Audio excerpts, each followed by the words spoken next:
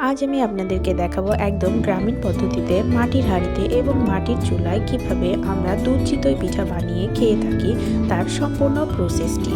By the way, I am Urmi, welcome to our efforts by Urmi channel. আজ আমি আপনাদেরকে দেখাবো একদম চাল থেকে কিভাবে আমরা চালের গুঁড়ি বের করি তার সম্পূর্ণ প্রসেসটি। আজ আমি আপনাদেরকে দেখাবো গ্রামের একদম সুন্দর পদ্ধতিতে কিভাবে আমরা চাল থেকে চালের গুঁড়ি বের করছি সেই পদ্ধতিটি। আপনাদেরও নিশ্চয়ই এই গ্রামীণ পদ্ধতিতে দেখতে অনেক বেশি ভালো লাগবে। তো বন্ধুরা, আজ আমার দাদি এই যে দেখতে পাচ্ছেন সুন্দর করে চাল থেকে চালের গুঁড়ি তৈরি করছি। হ্যাঁ, এটা করতে কিন্তু বেশ কষ্টের কাজ।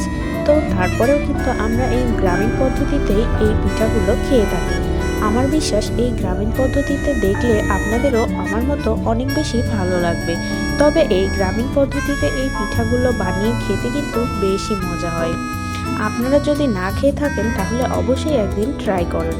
আমার বিশ্বাস আপনাদেরও অনেক বেশি ভালো লাগবে। তো এভাবে আমার চাল গুঁড়ি করা হয়ে গেছে। এরপরে হালকা কুসুম গরম পানিতে এই চালের গুঁড়িগুলো দিয়ে এবং সাথে স্বাদ মতো লবণ দিয়ে ভালোভাবে মিশিয়ে নিতে হবে বেশ কিছুক্ষণ ধরে।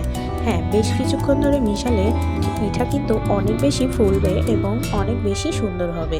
যেহেতু আমি মাটির চুলা এবং মাটির হাঁড়িতে সব কিছু বানাচ্ছি, তাই আমার বিশ্বাস এটা অনেক বেশি ভালো হবে। এ পর্যায়ে এসে আমি গুড়গুলো ছোট ছোট টুকরো করে কেটে নিয়েছি এবং একটি পাতিলে গুড়গুলো দিয়ে 1 কাপ পরিমাণ পানি দিয়ে ভালোভাবে জাল দিয়ে নিতে হবে কিছুক্ষণের জন্য এবং জাল দেওয়ার সাথে সাথে সেই সাথে কিছু মশলা অ্যাড করে দিতে হবে।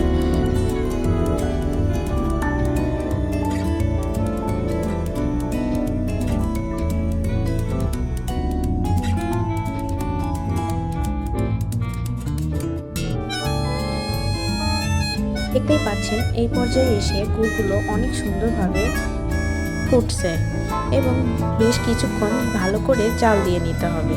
জাল দেওয়ার সময় বেশ সুন্দর একটা ঘ্রাণ বের হচ্ছে, নতুন গুড় বলে কথা। এবার আমি গুড়ের পাতিলটা নামিয়ে রেখে দুধ এবং গুড় একসাথে সুন্দরভাবে মিশিয়ে নিচ্ছি। দেখতেই পাচ্ছেন কতটা সুন্দর হয়েছে। এবার একটা একটা করে পিঠাগুলো বানিয়ে এই দুধ রসের মধ্যে ভিজালেই তৈরি হয়ে যাবে আমাদের আজকের দুধ চিতই পিঠা। হ্যাঁ, দেখতে কিন্তু বেশ সুন্দর হয়েছে। আপনাদের কাছে কেমন লেগেছে অবশ্যই আমাকে কমেন্টে জানাবেন। ভালো লাগলে আমার চ্যানেল অবশ্যই সাবস্ক্রাইব করবেন। আজ আমি আপনাদেরকে দেখিয়েছি একদম গ্রামীণ পদ্ধতিতে সুন্দরভাবে এই দুধ চিতই পিঠাগুলোকে। আমার বিশ্বাস আপনাদেরও আমার মতো অনেক বেশি ভালো লেগেছে। ধন্যবাদ সবাইকে।